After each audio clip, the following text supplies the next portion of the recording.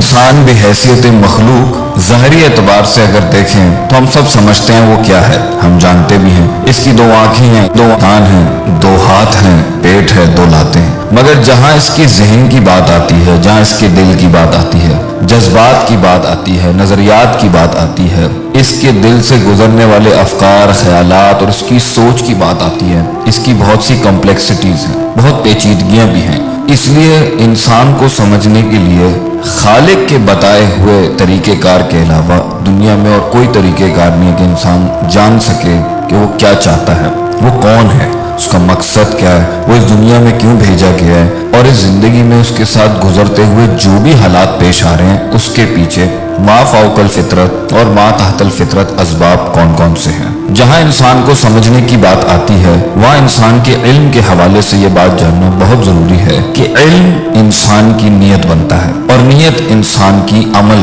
کی شکل اختیار کرتا ہے۔ عمل سے پہلے وہ قصد اور عزم کی وادیوں میں جاتا ہے اور پھر وہاں سے عمل پروڈیوس کرتا ہے، پھر اس عمل کے بعد انسان کو نتائج ملتے ہیں، پھر نتائج کا وہ محاسبہ کرتا ہے، پھر محاسبے کے بعد پھر علم بناتا ہے اور پھر اس علم کے بعد وہ نیت بنتی ہے، نیت پھر ارادہ بنتا ہے، ارادہ قصد، قصد عزم، عزم پھر عمل اور عمل پھر نتائج اور نتائج پھر محاسبہ۔ انسان کے اس پروسیس کے اندر جہاں سے اس کو علم آتا ہے جو خارج میں سے ہے اور جہاں پہ اس کا علم پروسیس ہوتا ہے، اینالائز ہوتا ہے، ریزن ہوتا ہے، ریشنلائز ہوتا ہے، وہ اس کا دل ہے، اس کا قلب ہے۔ اور آپ صلی اللہ علیہ وسلم بھی فرماتے تھے الا وہی القلب، دل کا خیال رکھنا۔ اس پروسیس کے اندر جو سب سے مشکل اور جو سب سے زیادہ ضروری اور اہم سلسلہ ہے وہ ہے غور و فکر، تفکر، تدبر، تذکر، علم کو راسخ کرنا۔ علم اگر دل کی وادیوں سے آیا اور گزر گیا، دیکھنے، سننے، محسوس کرنے سے، اپنی حس سے، اور اس نے گھر نہیں کیا دل کے اندر صحیح طریقے سے، اور اس نے انسان کے جذبات، اس کی محبت، اس کی امید، اس کا غضب، اس کا غصہ،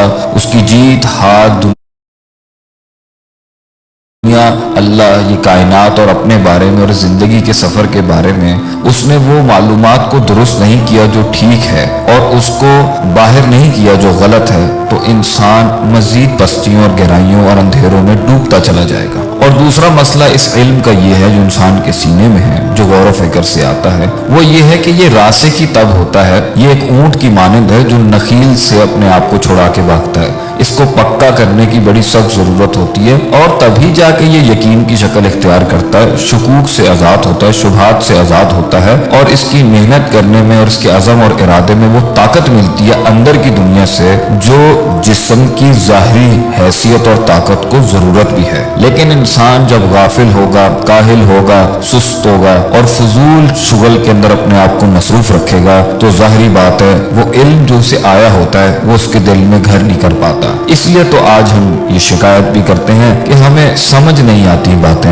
ہمیں دین سمجھ نہیں آتا، ہمیں یہ مقصد سمجھ میں نہیں آتا، ہمیں یہ جزا سزا کا سلسلہ سمجھ نہیں آتا، ہمیں اللہ کی باتیں شاید سمجھ نہیں آتی، نعوذ باللہ من ذالک، ہمیں سمجھ میں نہیں آتا، لیکن ظاہر بہت سمجھ میں آتا ہے۔ قرآن میں اللہ فرماتا ہے یعلمون ظاہرا من الحیات الدنیا، کہ ظاہر تو لوگوں کا بہت سمجھ میں آتا ہے کیونکہ اس کے اوپر تو دل کی ساری محبتیں، امیدیں، خوف اور جذبات اور پورا پریشر لگا ہوا ہوتا ہے اس دنیا کو سمجھنے میں۔ وہم عن الآخرۃ ہم غافلون، مگر جو ان پوری دنیا کے پیچھے باطن میں چھپی حقیقت ہے اور اس کائنات کے بعد جو آخرت ہے، جو اندر چھپی ہوئی چیزیں ہیں، جو اجتہاد کر کے آتی ہیں، غور و فکر کر کے آتی ہیں، اس میں انسان سستی اور کاہل ہے اور جلدی اپنی سوچ کو سرسری چیزوں پر لے جاتا ہے جو سرسری نفع دیتی ہیں۔ اس لیے انسان ان کے بارے میں تو بڑا پختہ ہے جو اسے دکھتی ہیں، سامنے محسوس ہوتی ہیں، مگر وہ جو غیب ہیں الذین یؤمنون بالغیب کے مصداق میں آتی ہیں اس سے غافل بھی ہے اور نہ اس کے حوالے سے اس کے دل کے اندر وہ پختگی اور وہ اچھے خیالات بھی نہیں آتے۔ تو آج یہ شک شبہات اور یہ دل لگی جو نہیں دین سے بن پاتی اس کی وجہ ہی یہی ہے کہ ہم ٹائم نہیں دیتے، ہم وقت نہیں لگاتے، ہم سوچتے نہیں ہیں۔